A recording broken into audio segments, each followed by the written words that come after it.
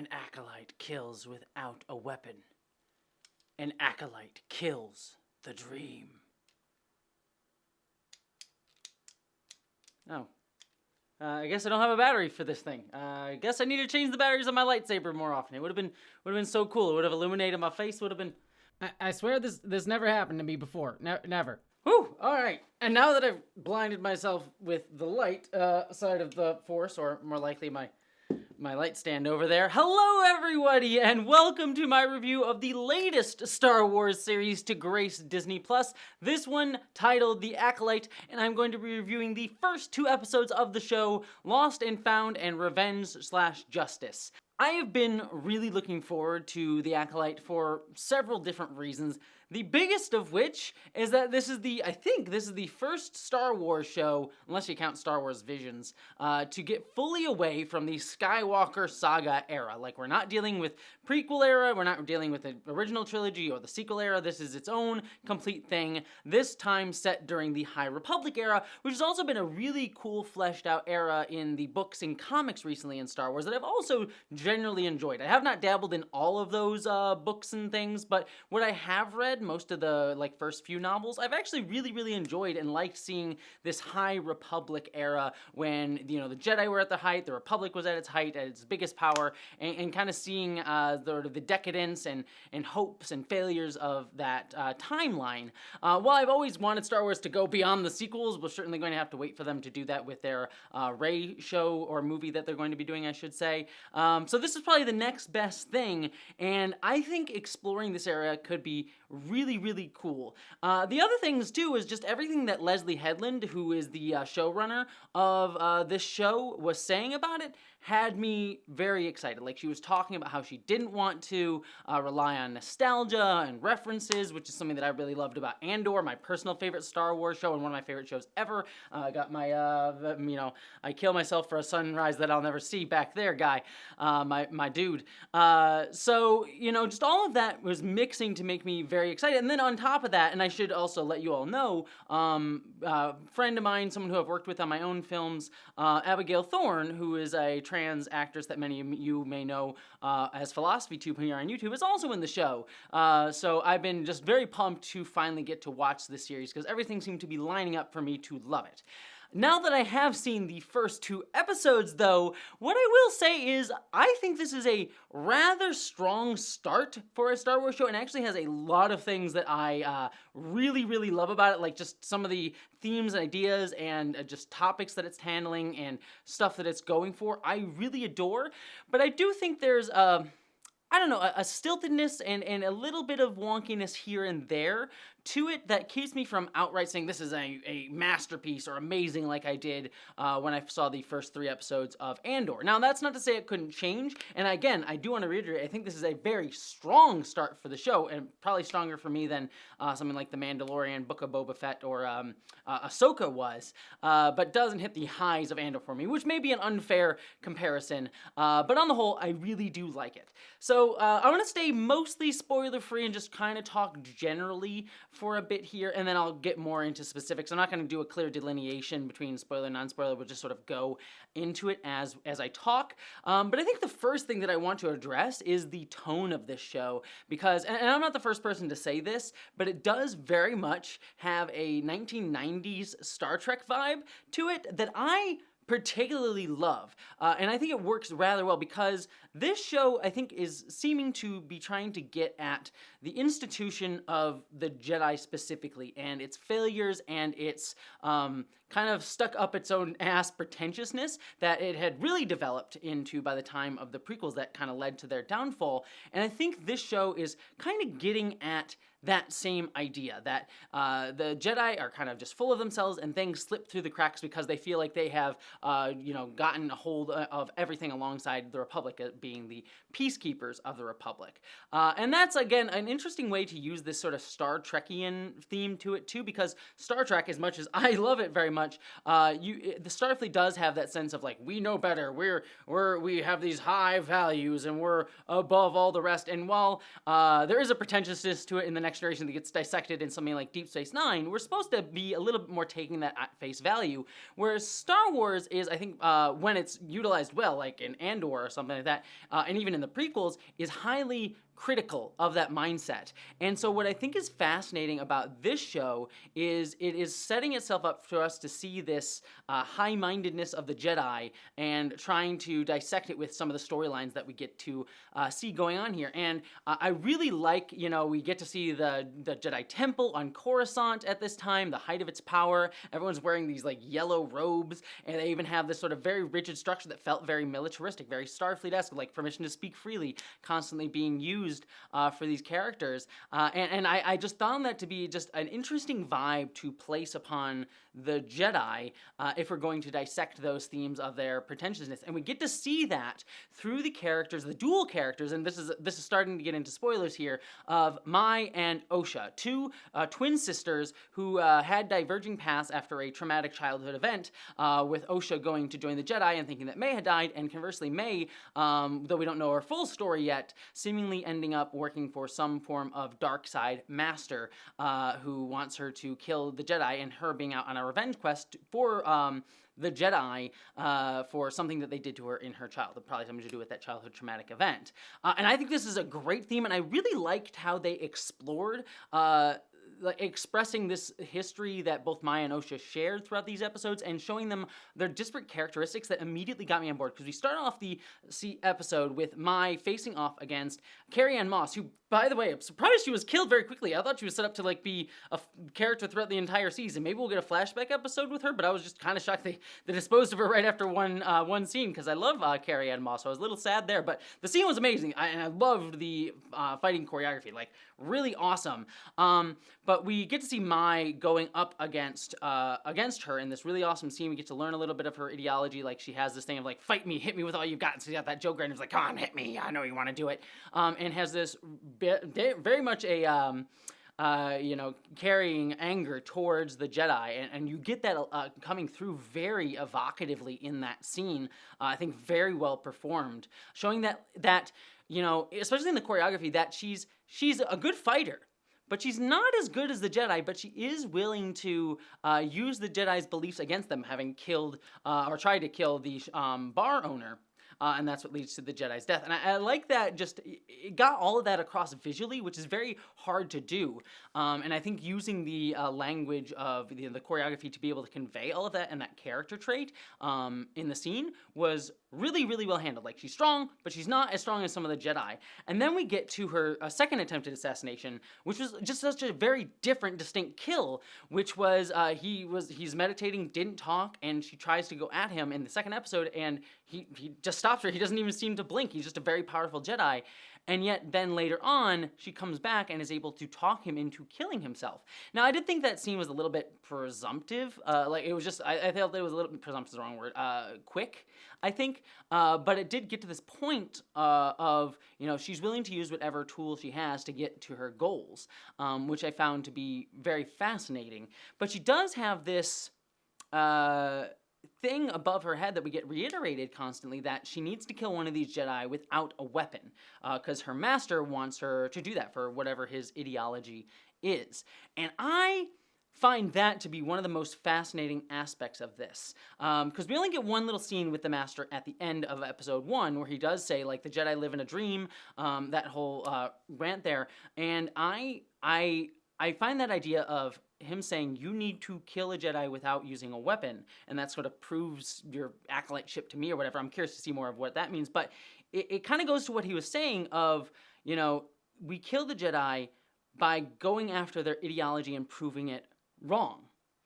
And I am curious if Mai is taking this too literally, because she's saying, I need to kill a Jedi without using my knives or a lightsaber or whatever to kill them. But the master's message was the Jedi live in a dream, and they tried to make everyone fit it.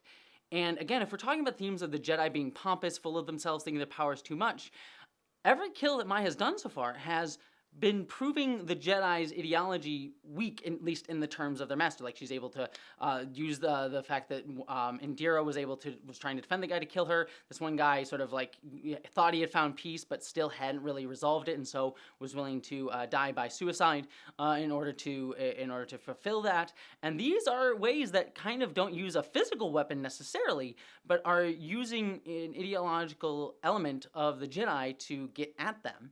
And that I find to be particularly interesting. Again, when we're dissecting this theme of the Jedi being pompous and full of themselves and thinking that they have everything nailed down, because these kills show that they don't fully.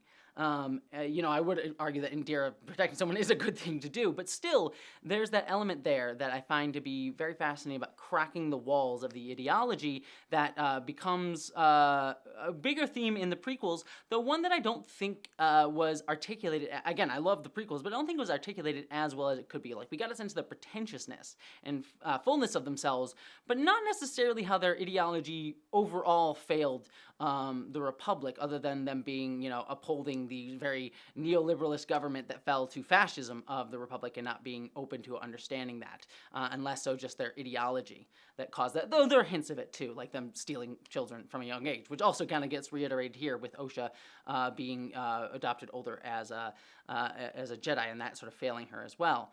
So all of that element of it was really interesting. And then we get to Osha, who I also really liked, who it was very clearly get to see she's more open than Mai. She has the Pip droid, which I adore. Love my little droid Pip boy.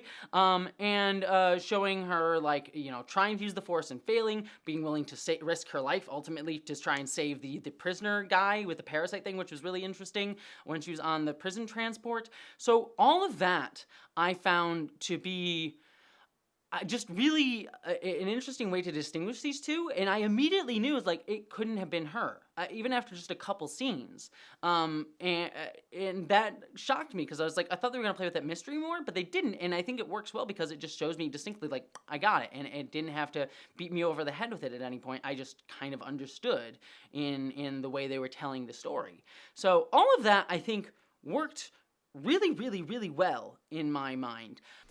I also do really like the distinctions we're seeing between Sol and Yord. Sol very clearly isn't fully bought in on the ideology of the Jedi, and is, trying to hide it a little bit and not willing to, rustle any feathers, rock the boat in any way, but is clearly a little bit disillusioned with the overall dream of the Jedi, if we're going to keep using that metaphor, whereas Yord is fully bought in, 100%, I follow the rules of the Jedi one to a T, and I'm curious to see where these two ideologies and these two characters are going to be headed over the next few episodes, because Yord is clearly being set up to have his ideas challenged in numerous ways, not the least of which is his bias towards Osha. Clearly they have a relationship of some sort, whether it be friends or probably more, maybe hinted at as we see between them, but he also doesn't trust Osha, and I'm really glad that storyline didn't get pushed too far. Like, there was a moment in episode 2 where Osha comes across the dead body of the poisoned Jedi Master, and I really thought, we're gonna go do the whole thing where Yord's just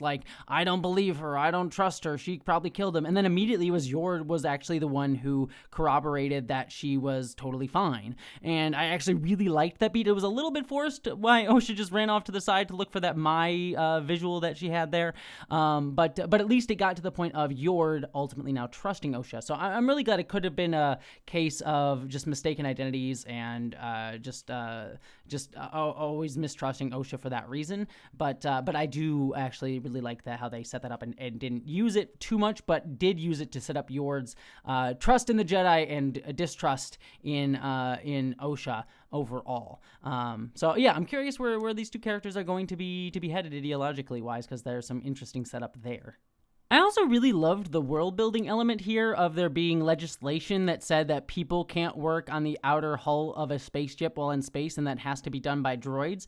And I love that we get it shown through the fact that there are these guys breaking the law for that to put people in danger because it was more convenient for them. So just again, speaking to the classism and the working class laborers in the world of Star Wars that I find interesting, and also kind of goes to my fact that the droids are also treated as second-class citizens. Screw you, Mandalorian Season 3, Episode 6. I hate that episode for exactly that reason, and I am desperate for a droid uprising storyline that hopefully I'll one day get to write. But that is neither here nor there. Back to actually what we're talking about. Where I think some of the weaknesses of this show come in is in, I think, some of the more relationship elements. We have this Jedi Master who used to train Osha, who's also seemed to be involved as one of the 4 Jedi that were on her home planet when Mai and Osha got separated and thought each other were dead and their family was killed. And he and all the rest are giving a lot with what they're given, but there is a stiltedness to all of them, and some of the humor that we get, I get some of it. Like there's these jokes with a Padawan toward Yord being like, "Oh, put your shirt on." Like there's this banter that doesn't quite land for me. Like it's almost at the level of Star Wars cheesy that I love, like the "Can you give me a hand here?" Line when they're trying to escape the prison ship, but it doesn't fully hit me. Like the show has a little bit of a stilted sense to it that doesn't necessarily lend it to the cheesiness that I sometimes like from Star Wars, and yet it's not so stilted that it feels like those things couldn't be there more. So it just feels like it's just a hair off in terms of just getting to the dialing in that perfect vibe for me. It just, these characters just don't fully seem to fit. Now, to a degree, that could fit the offbeatness of the Jedi during this time, but everything just feels a little bit I don't know, just a little bit stilted, a little bit more less engaging in terms of their dynamics than I would really like. And that's especially true with the Jedi Temple folks. Like there's that green lady who's the head of the Jedi Temple, or at least is acting at it as it in this series. Yeah, it was just very stiff and stilted from her the entire time. Again, kind of fits the Jedi, but doesn't really fully fit with me. That being said, I think one of the weirdly strongest performances, I didn't grab his name, but the apothecary guy who was helping Mai in the second episode, his dynamic with Mai, loved him. He just has this kind of very sinister vibe to him that like you could almost come across, but he feels like he should be this fun character, like kind of making jokes like, "I'm the sidekick who helps you out, Mai," and yet he has a darker edge to him that is I sense in every single scene he has. Like he plays hapless, but it's not fully, and I love that vibe. It has me off kilter, has me very much suspecting, because we know that Mai, as the Jedi guy said, doesn't know who her master is, so it has me suspecting that he, the apothecary dude, is the master. That's my theory going into the rest of this season. So we'll see if that actually holds true, but that's my guess, is who it's ultimately going to be revealed to be. And I can already sense that setup, and I like it. Even me guessing it here, I want to see more of him, because he is just fascinating to me. Some of the things, too, that didn't hit as well, like there's some weird undercutting in a few things for me. Like, for example, there's the crash landing sequence, and I loved the sequence for the most part overall. Like, she's just trying to just try and figure things out, just go along with the ride, and then these guys try to escape, and then she has to deal with that, and she manages to get out, and then she does the right thing and tries to save this guy who just leaves her alone afterwards and just abandons her, which I did like. I thought all of those beats are strong, and then she just straps herself in and crash lands on the planet. And she's fine. And for me, I'm sitting here thinking, oh man, I wish there was some level of more consequence to it. Even with the fact that like the guys that got away get instantly caught too, as we see in the Jedi Temple. So there's just an element of like, oh man, why? I just wish there was some level of like maybe she got hurt or something, or had to heal, or had to deal with it. Just something. It just feels like, oh, all of that tension just for nothing. But ultimately, I do get why it's there, because the scene's there to more show her character and tell us more things about her, which it does effectively. But I think the resolution just could have been a little bit stronger. Same thing too. Like there's just a few elements like in the beginning where Yord decides to put Osha on the prison ship. And instead of bringing her in himself, and that just feels like a convenient way to get to that escape sequence in the episode. So it's just like, oh, why didn't you just bring her in yourself? It feels weird that you put her on a prison thing, especially if you think she's possibly killed the Jedi.